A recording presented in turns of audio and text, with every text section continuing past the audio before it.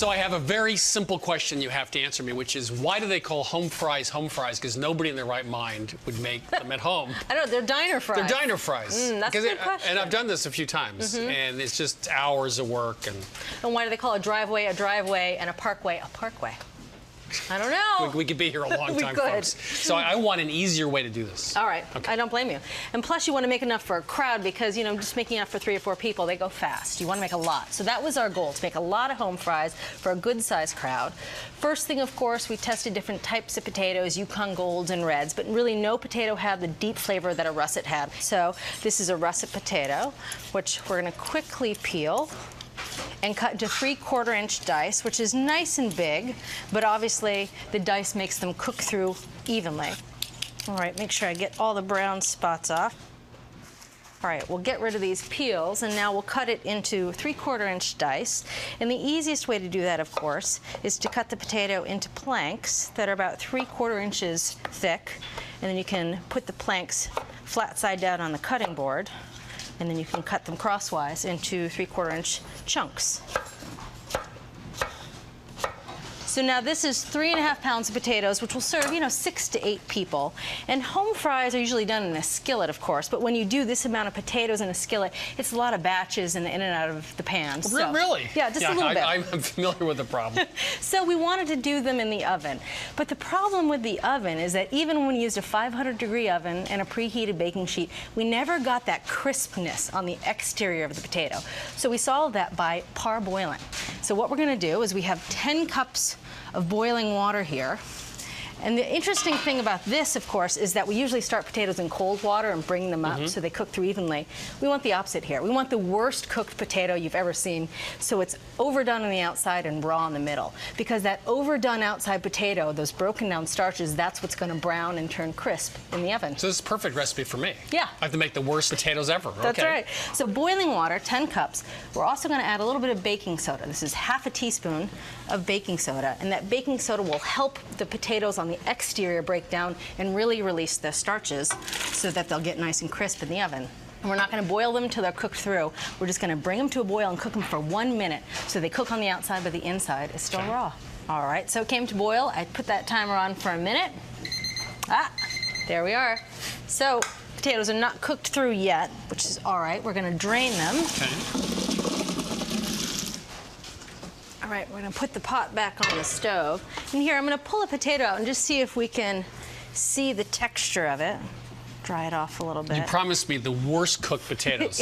Yeah, I deliver. So you can see the edges have softened, and it's got that pasty exterior on the outside, which is perfect. Starchy exterior. You can see, but the inside is very firm and raw. Okay. So that's perfectly Horrid badly potatoes. cooked. That's right. So we're going to put the potatoes back into the pot. And we're going to put the pot over low heat because we really just want to dry the exteriors out, get rid of some of that moisture. We're going to cook them for about 2 minutes over low heat. Okay. All right, so those potatoes look good and dry. And now we're going to turn off the heat and add 3 tablespoons of butter. Of course, this will help with the browning. It adds good flavor. This is 1½ teaspoons of salt and just a little pinch of cayenne.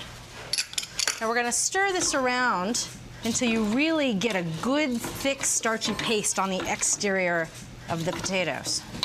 All right. So is this a new show? Is this bad cooking from America's Test Kitchen? This looks terrible. It looks terrible. They're raw on the inside, and they have that really thick, starchy paste on the exterior. But that's perfect for home fries because they'll brown really well in the oven. So I'm going to set this pot aside and go get that preheated baking sheet out of the oven. All right, so this baking sheet is good and hot. It was preheating in the 500-degree oven on the lowest rack, so this really near the bottom of the oven. So that's where all the browning occurs. And I'm going to put some oil on the baking sheet. This is 2 tablespoons of vegetable oil, and you can see how hot this baking sheet is because the oil just really turns very liquidy. All right, so now we're going to smooth the potatoes out. Carefully put the potatoes on the sheet.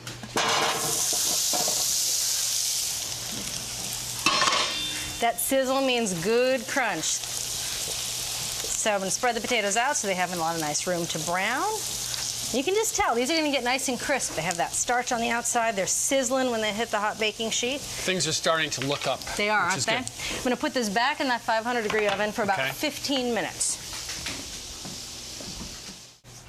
All right, so you'll notice there was a crucial ingredient missing in those home fries, and of course that's... I was too polite to ask. that was the onion. Yep, and if you put the onions in the beginning, of course they'll burn by the time the potatoes are done, so we're gonna add them partway through.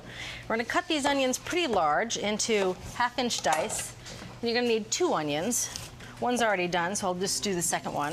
And here's a trick that I think works pretty well. After you peel the onion, you have it through the root end, of course, so that it's perfect for chopping. You can peel back that top layer, which usually is kind of flimsy and blemished. You can use it as a handle, so you don't nick your fingers.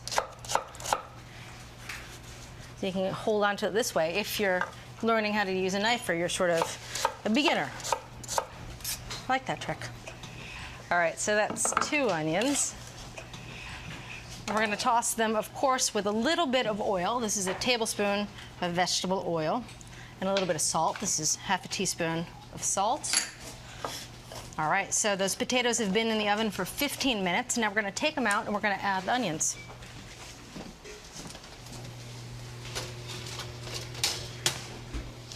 Oh, you can see they're getting nice and crunchy on the bottom. Here, we'll flip them over. See that nice browned exterior on the bottom. So you want to flip them over so that most of the brown sides are facing up so they can get browned on the second side. But of course I'm not going to go flipping every potato, so just do your best in flipping them over. All right, so now we're going to clear a little space right in the middle of the baking sheet. We're going to put the onions in the middle. That way they won't burn. Yeah, and they'll steam themselves a little bit as they cook, so they'll be nice and soft. So you put the onions in the middle. Very smart. Yeah. We're going to roast it for another 15 minutes like this, and then we're going to stir it all together and roast them until everything's done, and that'll be 5 to 10 minutes at the end. All right, so it's been about 15 minutes, and we're going to give the onions and potatoes a good stir and really mix them into the potatoes so they can start to get a little brown. And then we're going to continue to roast them for another 5 or 10 minutes till the potatoes are cooked through and good and golden. All right, so those potatoes are almost done. If you could give me a hand with the oven. Oh, those smell so good. Thank you, sir. Those look great. Don't they? Now I'm gonna let them cool off just for a few minutes because they're ripping hot. Meanwhile, I'm just gonna cut some chives. They also don't look greasy, which is the other problem with home fries. But they're gonna taste plenty rich because remember we added that butter and there's a good amount of oil on that baking sheet. So I'm just gonna mince up some chives for a garnish. So we're gonna season these with just a little bit of pepper and they're good to go. Should we wait just 30 seconds before we tuck into them? Yeah, I'm a little worried. Here, you know what? I'm going to transfer them to this platter, and that'll cool them off enough. I'm going to use a spatula to really make sure I can get them scraped nicely off this baking sheet. A few chives. Don't those look good? And they are ready to taste. I don't have to go out to diners anymore. No, you don't. Those onions, they just smell so good. There you go. Thank you. Well, these are good. They're really crispy on the outside, but inside they're very light. They're pillowy. Yeah. Yeah, fluffy on the inside. I just love that crust and the flavor. You know, people always ask whether we really enjoy the food, but you don't close your eyes very often when you taste. You just did twice. I love potatoes. Which must mean that this was a home run, right? It is. Total home run. So for great home fries in your own home, we started with 3½ pounds of russet potatoes, diced them in large chunks, put them in boiling water, but we used a little baking soda, which helped break them down and get them starchy on the outside. Then we dried them out, put them in a very hot oven on a preheated baking pan, and halfway through added the onions. And there you have it. For America's test kitchen, New York Kitchen, a fabulous version of home fries at home. These are an A.